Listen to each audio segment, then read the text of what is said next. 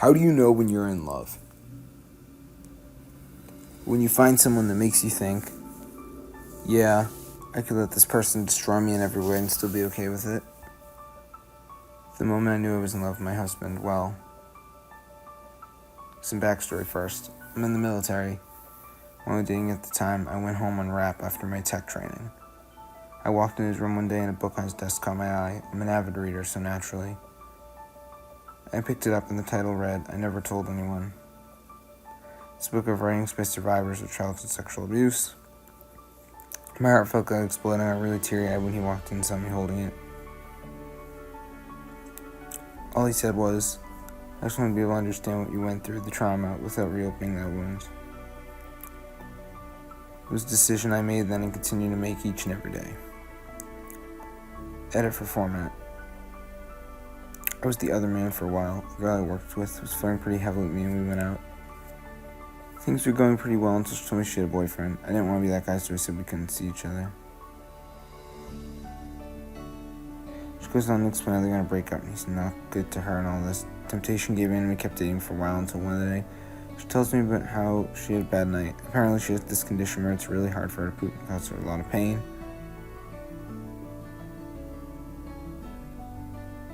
The boyfriend helped her by pushing on her stomach while she pooped. It made her feel better somehow.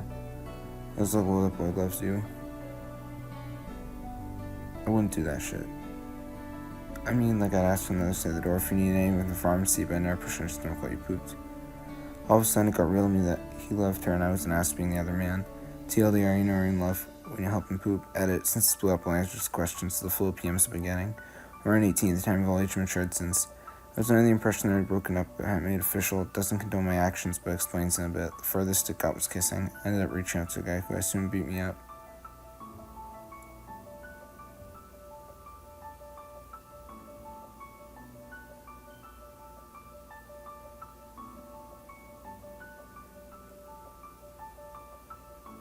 But he didn't. He later said this whole thing was a wake-up call that he could very well lose her and need to treat her better. They ended up breaking up for a time, getting back together and give the relationship a better try from both sides. They're not married, kids, and we're still in touch and laugh about it a bit. And finally, I don't believe this makes me a shitty person. I think that people who are 18 years older are mature and that person does not reflect who I am now. A 35-year-old married to a guy, by the way, man that has never cheated. I thought I was in love a lot growing up. I fell in love people without telling them for a day. I fell in love with everybody I met and half the boys. But as I got older, I got hurt and hurt people. I realized love is that tingly feeling, or acting like an idiot, or wanting to be around someone all the time. Love is quiet trust. It's affection built out of familiarity. Love is really, really, really knowing someone and wanting a life that has them in it. Not because of what they can do, but because of what they are. A girl at work asked a bunch of us guys a question like this once. I think the exact question was, when do you know you're going to marry your wife? My answer was, when I realized my wife was the first woman I've dated that I actually missed when I wasn't with them. That was when I knew I wanted to be with her forever. And then, after about a year of that feeling not changing or going away, I asked her to marry me. Another guy I work with said he saw his wife destroy the fattest loaded burger down her Texas cheese fries and then gulp down her beer before ordering another. That was his clue. I guess love comes to each of us differently. I told my dad this when I was dating my first girlfriend. She turned out to be a bitch, jerked me around for months on end, but the advice stayed relevant. You know you're in love when you can no longer imagine living your life without this person. And the idea of spending the rest of with them is inviting, not terrifying. My husband proposed to me after realizing that being with me is more important to him than anything else. He had a conversation with a friend who was concerned about his partner taking a job across the country. My husband realized that in that situation he wouldn't even have to think about it. If I moved, he'd move with me. He'd quit his job in an instant to be with me. And he looked at the friend, so I'm gonna marry my girlfriend. Probably not what our friend needed to hear at the time, but it worked out well for us. Your husband's a good man, and his friend's an excellent wingman. When you start treating the other person like your second self, their needs and wants are just as, if not more, important than your own. Ugh, so true. Don't ever worry about getting into car accidents, really. Or driving around out with a stranger just to make sure I'm being more than necessary careful. If I'm having a great time at a party, I'll make sure to let him know I want to leave whenever he starts looking confused and mopey. Even though he'd never ask us to leave himself because he's adorable like that. With ex-fatties who watch our weight like hawks. If there's only one left, I'll drink the 300-calorie ginger beer so he can drink the diet one. If you know what I'm like with calorie counting, there's like a huge sacrifice. Okay, I'll let him shower before the warm water runs out because he hates cold showers. I'll let him take the fluffier towel too, but then he makes me walk on the sidewalk side of the road when we're walking so I'm safer. He gives me the unbroken cookie. He gives me foot massages when I get period cramps. And showers me in cuddles and chocolate so we're even.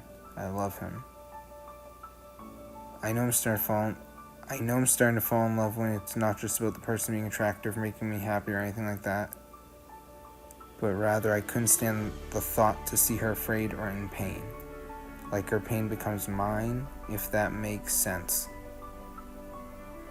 When all the new wears off, you know butterflies every time they call or text, or you know you're going to see them. You're not getting all giddy about firsts in your relationship. You're no longer both on your best behavior. You can see their faults and let them see yours. You've survived a few disagreements. You're not boning every time you catch some alone time. Sex isn't mind-blowing every single time. And after all that, they're still your favorite person. They still think the sun shines out your ass. You still do things to each other for the simple joy of making them happy. The absence of the rose-colored glasses of new lust hasn't been replaced with resentment. It's evolved in the comfort, stability, and security with that person. Edit, I've been gilded, thanks. This is one of the more realistic responses, thanks. I do know, but I'll tell you about when I took my girlfriend out to eat for her birthday. It was a fondue place and I felt super out of my element. She loved every second of it. I hated the food, she loved it. I hated the drinks, she loved it. I hated the atmosphere, she loved it. I loved every second of the evening because she did.